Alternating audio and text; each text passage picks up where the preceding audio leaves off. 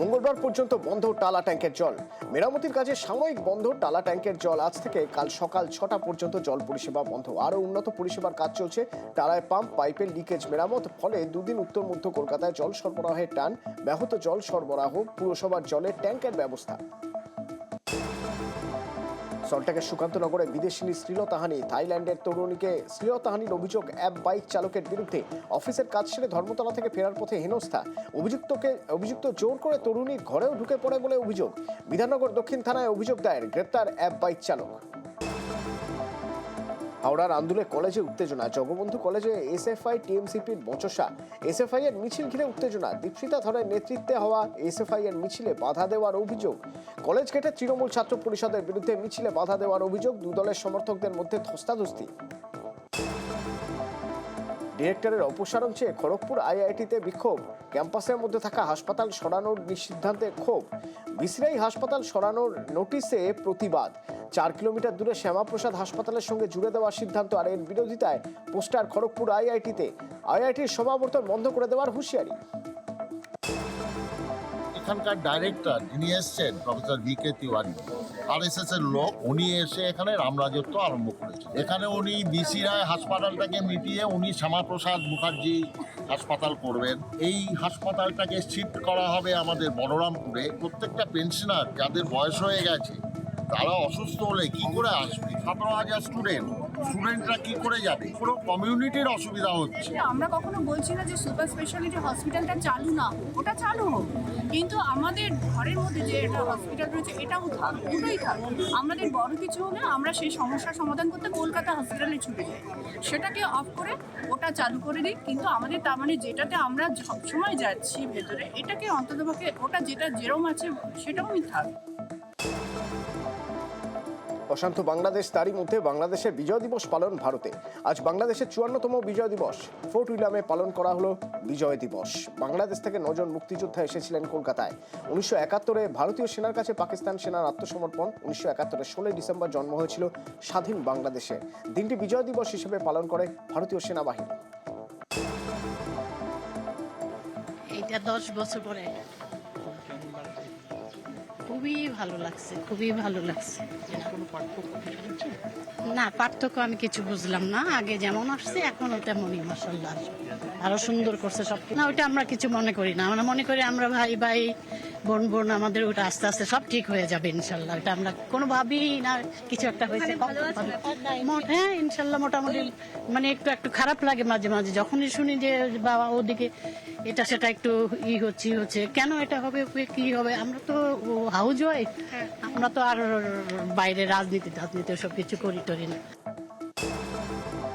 বাংলাদেশকে স্বাধীন করতে পাকিস্তানের বিরুদ্ধে ভারতের লড়াই। বিজয় দিবসে ভারতের বীরদের স্মরণ।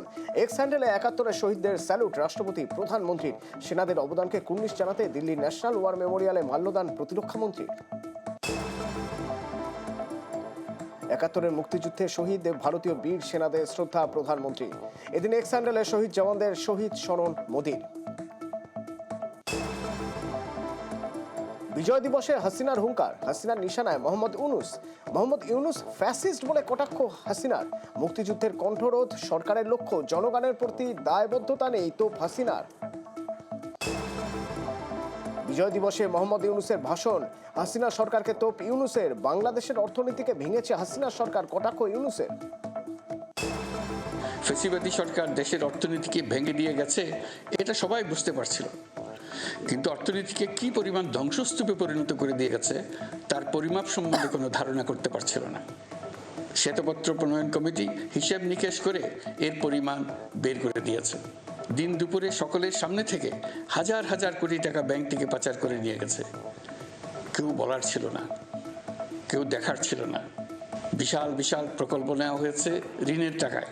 দেশে এমন ধরনের পোষ্যতোষী পুঁজিবাদ তৈরি করা হয়েছিল যার সুবিধাভোগী ছিল স্বৈরাচার ও তার সহযোগীরা। পাচার করা এই টাকা আপনাদেরই টাকা। তারা প্রকাশ্যে আপনাদের কষ্টার্জিত টাকা লুট করে বিদেশে ভোগবিলাসে ব্যয় করছে। ফের ইউনুসের নিশানায় ভারত সরকার। বিজয় দিবসের ভাষণে ভিসা নিয়ে হুঙ্কার। দিল্লিতে নয়, ঢাকাতে দপ্তর সরাতে হবে ইউরোপিয়ান ইউনিয়নের দেশগুলিকে। চ্যালেঞ্জ তদারকি সরকারের প্রধান উপদেষ্টা।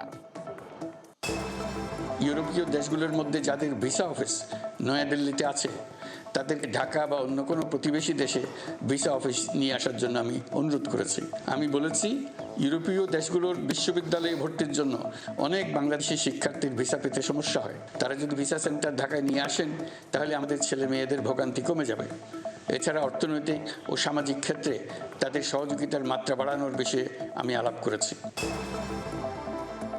2025-এর শেষে বাংলাদেশের সাধারণ নির্বাচন, জাতির উদ্দেশ্যে ভাষণে ঘোষণা মোহাম্মদ ইউনূসের। গত 3টা নির্বাচনে ভোটারদের অংশগ্রহণ করার সুযোগ ছিল না, ভোটার তালিকা যাচাই করার সুযোগ হয়নি কারো। গত 15 বছরে যারা ভোটার হওয়ার যোগ্য হয়েছে তাদের সবার নাম ভোটার তালিকায় তোলা নিশ্চিত করতে হবে। নির্বাচন কমিশন এবং সকল সামাজিক প্রতিষ্ঠান ও রাজনৈতিক দলের প্রতি আমার আহ্বান, সবাই মিলে আমরা যেন ওই লক্ষ্য অর্জনে নানা প্রকার সৃজনশীল কর্মসূচি গ্রহণ করি।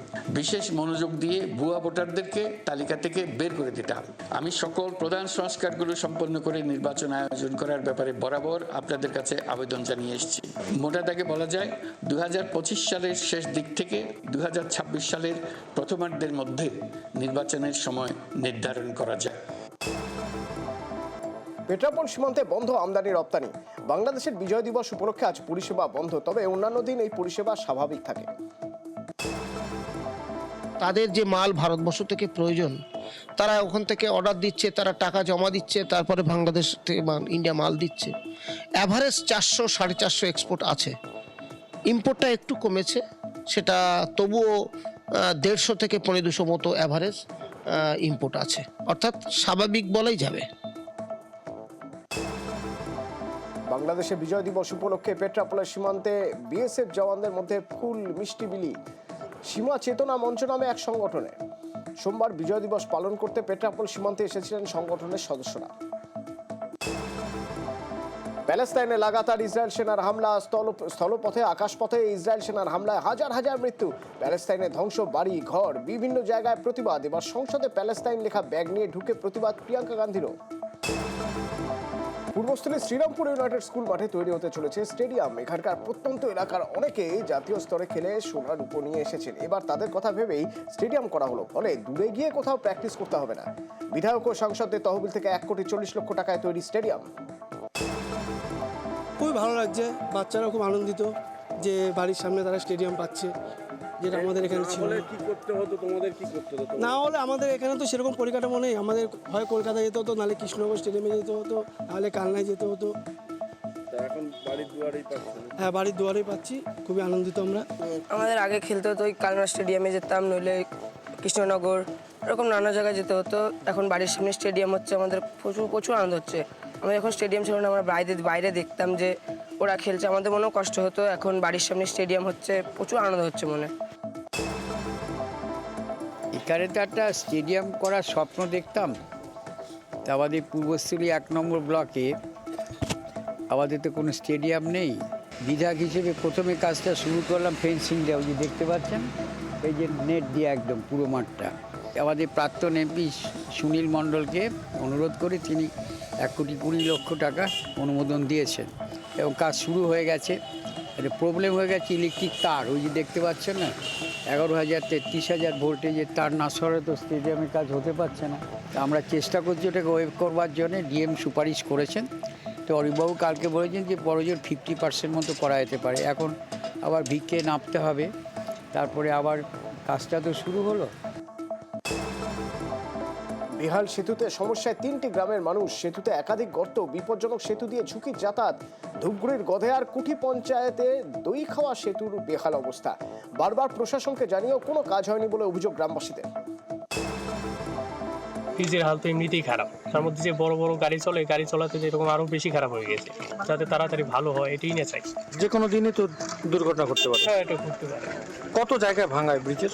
কেন নানান জায়গা ভাঙা, এইটুকু ব্রিজের মধ্যে মোটামুটি 5-7 জায়গায় তো ভাঙা আছেই। এটা এই এলাকার এইটাই একমাত্র রাস্তা, আমাদের একমাত্র ব্রিজ। দীর্ঘদিনের একটা সমস্যা। সমস্ত জায়গায় আমাদের এটা নিয়ে বহুতবার আন্দোলন করা হয়েছে এবং আন্দোলন চলছেও, এটা শুধু আমাদের ব্যক্তিগত সমস্যা নয়, এটা একটা সমষ্টিগত সমস্যা। স্কুলে যাচ্ছিস আসছিস, কতদিন থেকে এই ভাঙা সেতুটা দেখতে পাচ্ছিস?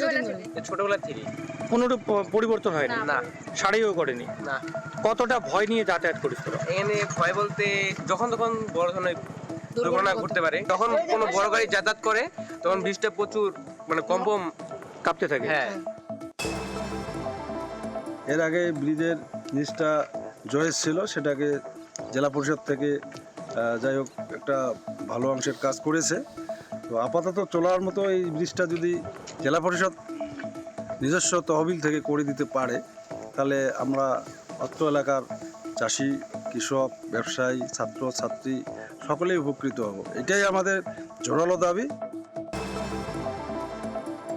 কাল থেকে সামান্য বাড়বে তাপমাত্রা, 2 থেকে 4 ডিগ্রি সেলসিয়াস পর্যন্ত তাপমাত্রা বাড়তে পারে। 13 ডিগ্রির ঘরে কলকাতার পারদ, নতুন করে পশ্চিমী ঝঞ্ঝা ঢুকেছে, আর এর ফলে এই আবহাওয়ার পরিবর্তন। পশ্চিমের জেলায় চলছে শৈত্যপ্রবাহ। বাঁকুড়ার তাপমাত্রা নামলো 9.5 ডিগ্রি সেলসিয়াসে। পর্যটকেরা ভিড় জমাচ্ছেন মুকুটমণিপুর, শুশুনিয়া, বিষ্ণুপুর, বিহারীনাথ, গাংদুয়া সহ পর্যটন কেন্দ্রগুলিতে। অন্যদিকে পুরুলিয়ার তাপমাত্রা 7 ডিগ্রি সেলসিয়াস। শীতের সকালে ঠান্ডা থেকে বাঁচতে আগুন পোহানো এবং গরম চাই ভরসা। পাহাড়ে ঝকঝকে আকাশ, কাঞ্চনজঙ্ঘা দর্শনে খুশি পর্যটকরা। দার্জিলিং ম্যাল, বাতাসিয়া লুপের থেকে ঘুমন্ত বুদ্ধ দর্শনে ভিড়। কনকনে ঠান্ডা, দার্জিলিং এর তাপমাত্রা 7 থেকে 8 ডিগ্রি সেলসিয়াস। প্রথমবার বিষ্ণুপুরে পোড়ামাটির হাটে হলো পিঠে পুলি উৎসব। বিষ্ণুপুর মহকুমা প্রশাসন ও বাঁকুড়া জেলা প্রশাসনের উদ্যোগ। মোট 22টি স্টলে 100 রকমের পিঠে নিয়ে এসেছিলেন এলাকার মহিলারা। পাটিসাপটা, কুলি পিঠে, সাজের পিঠে, ক্ষীরের ভাপা পিঠে, ডালের ভাপা পিঠে, রকমারি পিঠে।